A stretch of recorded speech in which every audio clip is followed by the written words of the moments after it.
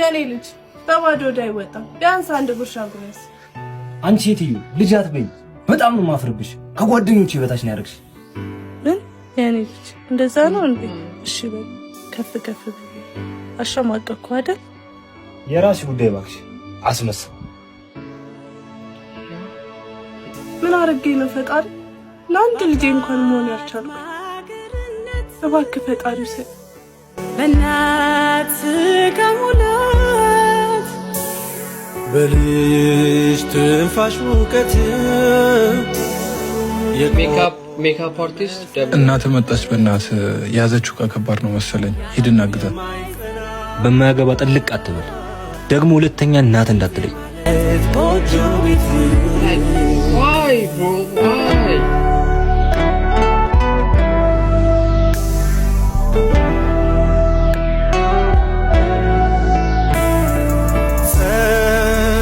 ጸጸቱን በፊት አንድ ነገር ልንገርህ፣ ስታጣት ይቆጫል።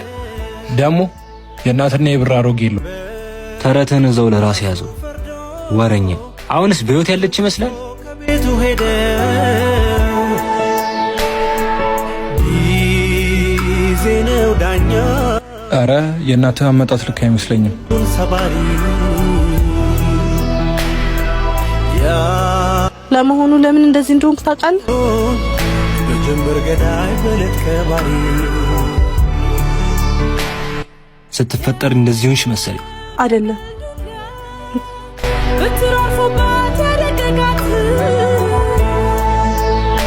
ማናት? እኔ ነኝ። ከ25 ዓመት በፊት ሁሉም ወንዶች የሚመኙን ሴት ነበርኩኝ። ያዩኝ ሁሉ የሚደነግጡልኝ።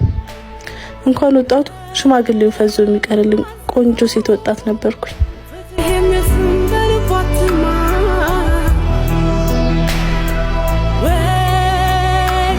ነገር ግን በአንድ በተረገመ ምሽት ከስራ ስመለስ ሁለት ወንበዴዎች ተከታትለው ቤቴ ድረስ ገብተው ከተጫወቱብኝ በኋላ ጋዝ አርከፍክፈው አቃጥሎ ሊገሉኝ ነበር። ረጅም ጊዜም ሆስፒታል ነበርኩኝ። አንተም ወደ ውስጥ እያደግክ ነበር። ነው እሱ የተረገዙ ይዛኔ ነው እንደርሱም ተወለድክ።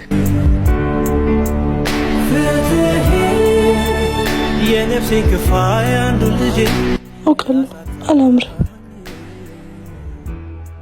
ግን እናት ነኝ። አንተ እንኳን ፊት አትሰይ። ጊዜ ምን ወዶ የኔም ፍትህ ነጠቀኝ። ራሴ እንዳላጠፋ ኃጢአት ሆነብኝ።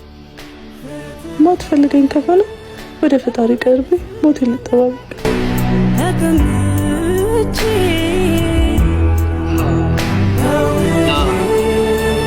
ያንገቱ ሽታ እስትንፋሱ ተጠምቼ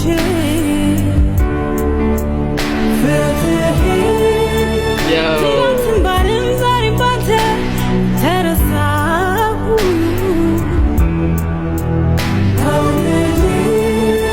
በሳቅና ፎት ተማርኬ ሳልኖር ሞትኩ።